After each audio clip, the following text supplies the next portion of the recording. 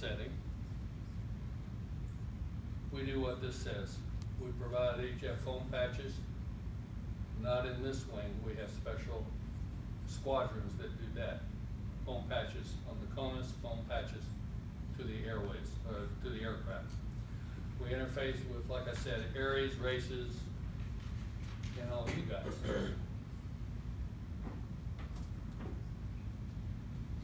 Typically, our main modium is HF. We use nomenclature like 110 alpha, encrypted data capability. We have other so-called approved modes that people can use if they want, but on our nets, we use the M110A encoded data transfer. This says we have over 750 Mars stations. Yeah, it's probably double that after the last communication. When I say COMEX, communication exercise, after the last couple we've had, we got more than 750, just based on the data we got back from the COMEXs. Every one of you all have a diverse background. So does Air Force, Army, Mars. Because it's you guys and ladies, and we have ladies in this wing, very good ladies, operators. It's you guys,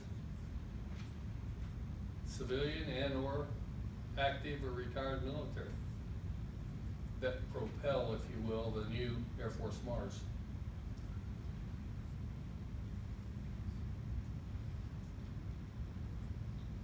This is basically how we're broken down, and I'm going to talk to you more about these as we go through these slides. We're broken down regionally into these 10 regions. They coincide with FEMA. They coincide with shares because, I'm proud to say, I wrote shares that way back in 1989 when I was at the Pentagon. Developed the shares program, which I'm proud to see it's still working. One of the few things still working that I ever propagated. Anyway, we are in if you look at the 6 down there, that's Texas, mainly Texas, the biggest state there, and they have the biggest number of amateur radio or Mars radio operators. But that's our region, and we run 724. Well, let me back. We run 365 days. They do give us a chance to find a substitute on Christmas, the major holidays, if we want to get some time off. I didn't mention it previously, but FEMA, these are FEMA regions also. So there's a reason that insanity, working with FEMA, and shares and all these other organizations, and they were all in the, when they call a 6-level station, it can be shares, it can be Mars, Air Force or Army, or virtually any other organization with a 6th level, meaning 6th region, or 10 region, or 9 region, whatever it is. Besides those wings, as you would expect, it's made up like the Air Force. Those regions are called wings.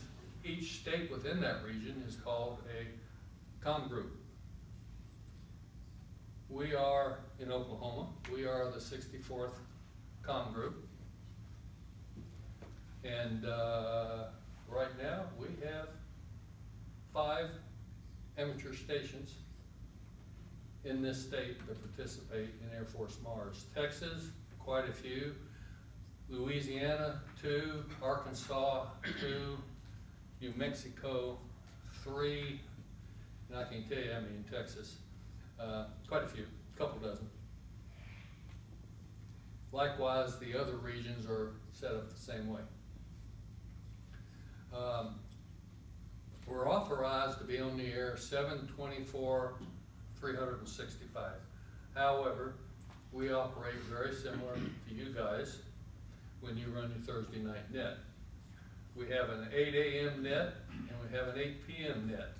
We keep the central time and just change the Zulu time when that changes due to daylight savings time. We always stay on the same local time, so as not to conflict with all the other regions that are operating on simpler times, but different frequencies sometimes. And we operate those two nets every day of the week. On Saturday morning, the commander and his deputy run the morning admin net, we call it, and then right after that, there's an hour training net, specific training net. And then that night, there's a standard net, like any other night.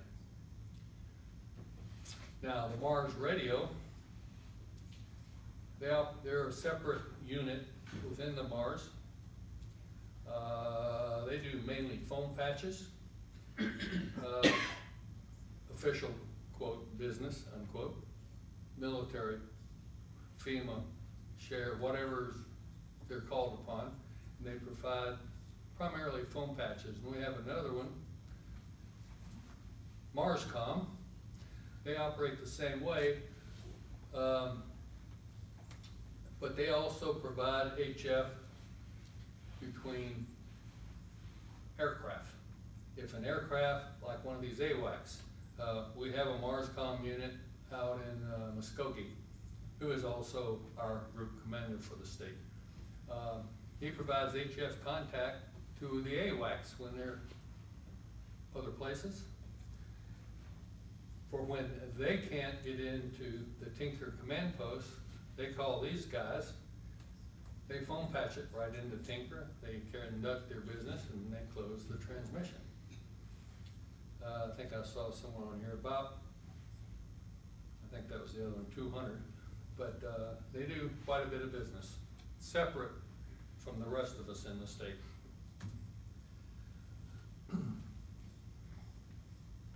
This one is a station at the Pentagon, one of the original ones. Similarly, they transfer HF command data between the Pentagon and other places throughout the world, including some of the three letters that are participants and shares, like the CIA, NIA, and all those other three-letter guys. Now, all these stations I've thus far told you about, we also interoperate, if you will, with you guys. I'll get to that in a minute.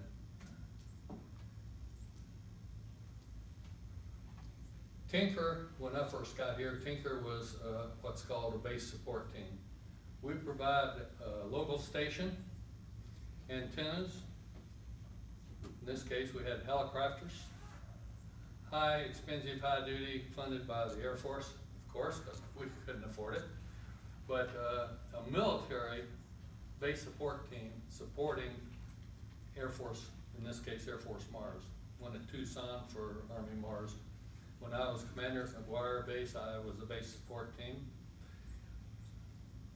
And that got me lots of funding. And you'll see what I mean here in a minute.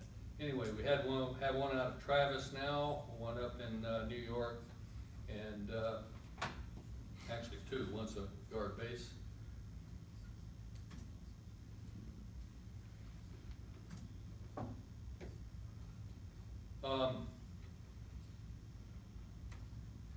Like I said, our organization, the region, each region is a wing, each state is a group, and these are the kinds of things here that we do on a weekly basis, twice a day. Then, coming up the end of this month, let me talk about the last ones. Back in November, every quarter we have a COMEX, and somewhere in DOD and the higher echelons, the Mars hierarchy, typically at Tucson through the Army, because they're the lead Mars organization, they dream up all these scenarios, and then we execute them at the state level or wing level. The one back in November was 30 days long, the longest one that I've been associated with, and it was actually somewhere between a delight and a pain in the butt. because we did a little bit of everything. One of them we did was interface with all the amateur folks on 60 meters. Anybody we could contact, say, hi, we're Mars, come see us. Try to keep the BS to a minimum, even though it's a PR effort. So we made a lot of contacts with the amateur community, and we had quite a few of those guys follow up on it with the webpage we gave them. They also challenged us to go outside our comfort zone to international. One of the first time on any amateur band, we got into the amateur bands. I was amazed. I talked to Australia, I talked to Japan, I talked to Germany, several drug lords in South America, based on the equipment they were running anyway. I don't know who else in South America could afford that stuff. But anyway, it was very much fun for me to get outside the bounds of the Mars frequencies. I didn't mention that. The Mars frequencies are just above and just below the amateur bands.